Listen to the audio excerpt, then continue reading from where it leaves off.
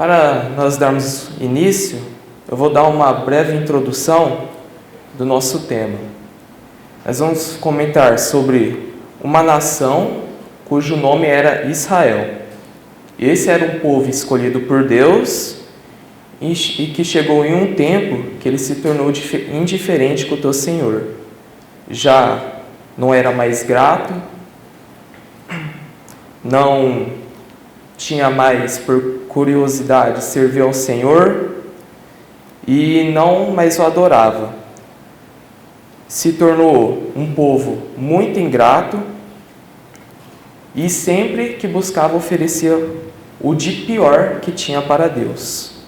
E isso o agravou de tal maneira que até os próprios responsáveis do templo, que eram os sacerdotes, já não davam mais créditos à tua palavra. E esse foi um período de muita desordem que podemos assimilar em muito nos dias de hoje. O nosso texto base se encontra em Malaquias, capítulo 1, e vamos ler do versículo 1 até o 14. Peso da palavra do Senhor contra Israel, por intermédio de Malaquias.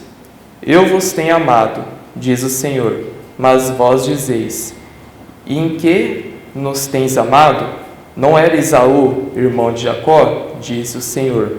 Todavia amei a Jacó, e odiei a Esaú, e fiz dos seus montes uma desolação, e dei a sua herança aos chacais do deserto. Ainda que Edom diga: empobrecidos estamos, porém tornaremos a edificar os lugares desolados, assim diz o Senhor dos exércitos. Eles edificarão e eu destruirei, eles chamarão termo de impiedade, e povo contra quem o Senhor está irado para sempre. E os vossos olhos o verão e direis: o Senhor seja engrandecido além dos termos de Israel. O filho honra o pai, e o servo ao seu senhor. Eu sou o pai, onde está a minha honra? E eu sou o Senhor, onde está o meu temor? Diz o Senhor dos exércitos a vós, ó sacerdotes, que desprezais o meu nome, e vós dizeis: em que nós temos desprezado o teu nome? Ofereceis sobre o meu altar pão imundo, e dizeis: em que te havemos profanado? Nisto que dizeis: a mesa do Senhor é desprezível. Porque quando ofereceis animal cego para o sacrifício, isso não é mal? E quando ofereceis o coxo ou enfermo, isso não é mal? Ora, apresenta-o ao teu governador, porventura terá ele agrado em ti? Ou aceitará ele a tua pessoa? Diz o Senhor dos exércitos. Agora, pois, eu suplico, pedi a Deus que ele seja misericordioso conosco. Isto veio das vossas mãos, aceitará ele a vossa palavra, diz o Senhor dos exércitos. Quem há também entre vós que feche as portas por nada, e não acenda em vão o fogo do meu altar? Eu não tenho prazer em vós, diz o Senhor dos exércitos, nem aceitarei oferta da vossa mão. Mas, desde o nascente do sol até o poente é grande entre os gentios o meu nome, e em todo o lugar se oferecerá ao meu nome incenso e uma oferta pura, porque o meu nome é grande entre os gentios, diz o Senhor dos exércitos. Mas vós o profanais quando dizeis: a mesa do Senhor é impura, e o seu produto, isto é, a sua comida, é desprezível. E dizeis ainda: eis aqui, que canseira, e o lançastes ao desprezo, diz o Senhor dos exércitos. Vós ofereceis o que foi roubado, e o coxo e o enfermo, assim trazeis a oferta. Aceitaria eu isso de vossa mão, diz o Senhor? Pois seja maldito o enganador que, tendo macho no seu rebanho, promete e oferece ao Senhor o que tem mácula, porque eu sou grande rei, diz o Senhor dos exércitos. O meu nome é temível entre os gentios. Após a leitura, parece que estamos falando até dos dias atuais, como se fosse um reflexo do passado no presente. E fica bem nítido que o nosso histórico de ingratidão com Deus, desde os tempos passados, onde Israel foi liberto do Egito e passaram pelo deserto, sempre fomos murmuradores, questionadores, e o que sempre retribuímos a Deus? Sempre com as nossas migalhas e restos. Da mesma maneira que o povo de Israel tratou Deus, assim tratamos nós, muitas vezes, da mesma forma. Como é dito no verso 7 e no começo do 8. Ofereceis sobre o meu altar pão imundo, e dizeis, em que havemos profanado? Nisto que dizeis, a mesa do Senhor é desprezível. Porque, quando ofereceis animal cego para o sacrifício, isso não é mal? E quando ofereceis o coxo ou enfermo, isso não é mal? O povo, de modo geral, e até mesmo os próprios sacerdotes, que eram responsáveis do templo, que tinham um trabalho especial que foi atribuído à tribo de Levi, tinham sido totalmente entregues ao pecado e faziam conforme as suas próprias vontades. E mesmo sabendo que estavam no erro, eles não se importavam e eles sabiam a forma correta de adorar o Senhor e mesmo assim continuavam no erro. E ainda, além de continuar no erro, ainda questionava a Deus, dizendo, em que havemos profanado? De tal maneira que isso se assemelha muito com nós, onde pessoas, irmãos que têm o conhecimento da palavra, desprezam o nome de Deus e retribuímos sempre o de pior para Deus. Algo semelhante a isso acontecia lá no tempo de Zacarias.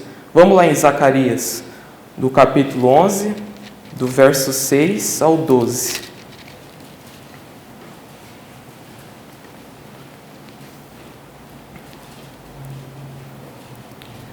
Certamente não terei mais piedade dos moradores desta terra, diz o Senhor, mas eis que entregarei os homens cada um na mão do seu próximo e não na mão do seu rei. Eles ferirão a terra e eu não os livrareis da sua mão. Eu, pois, apacentei as ovelhas da matança, as pobres ovelhas do rebanho. Tomei para mim 2 varas. A uma chamei graça e a outra chamei união, e apacentei as ovelhas. E destruí os 3 pastores no mês, porque a minha alma se impacientou deles, e também a alma deles se enfastiou de mim. E eu disse, não vos apacentarei mais, o que morrer, morra, e o que for destruído, seja destruído. E as que restaram comam cada uma a carne da outra. E tomei a minha vara, graça, e a quebrei, para desfazer a minha aliança, que tinha estabelecido com todos esses povos. E foi desfeita naquele dia, e assim conheceram os pobres do rebanho, que me respeitavam, que isto era a palavra do Senhor. Porque eu lhes disse, se parece bem aos vossos olhos, dai-me o meu salário, e, se não deixam, eu pesar o meu salário 30 moedas de prata. Como está descrito, Deus já não tinha mais piedade do povo, de tal maneira que rompeu a aliança com eles por volta do verso 10. E o mais intrigante está no verso 12, onde é descrito, porque eu lhes disse, se parece bem aos vossos olhos, dai-me o meu salário, e, se não deixam, eu pesar o meu salário 30 moedas de prata. A avaliação do qual Israel deu ao verdadeiro pastor, do qual o nosso Senhor Jesus Cristo, foi por 30 moedas de prata. O povo trocou a comunhão de Deus e deu como seu valor da sua comunhão por 30 moedas de prata. Tal qual, posteriormente, alguns anos, quem negociou essas mesmas 30 moedas de prata foi quem? Foi Judas Iscariotes. Lá em Mateus, capítulo 26, verso 14 e o 15.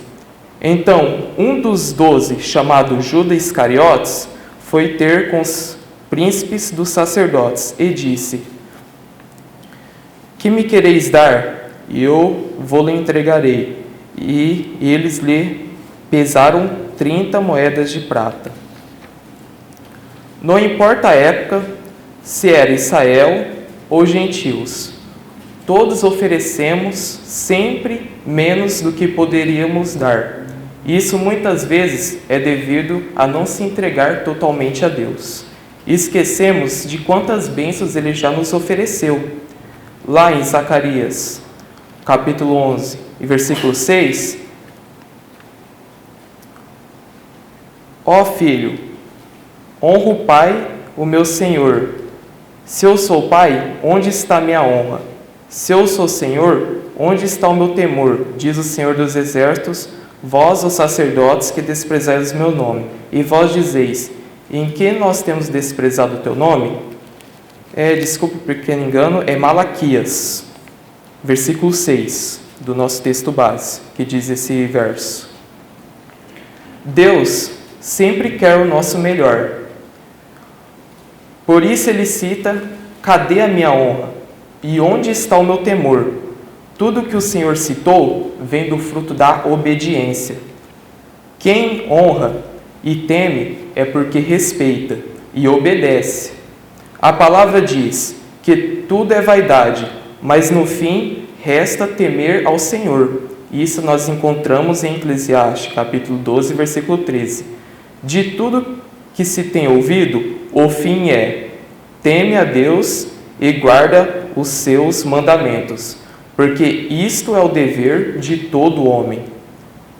Por que será que Salomão falou: teme a Deus e guarda os seus mandamentos? Porque Salomão entendeu que o bem mais precioso desta vida é servir o nosso Deus de todo o coração. E essa é a maneira que Deus quer que o servirmos, de todo o nosso coração, assim como é dito em Salmos, capítulo 86 e verso 11. Ensina-me, Senhor, o teu caminho, e andarei na tua verdade.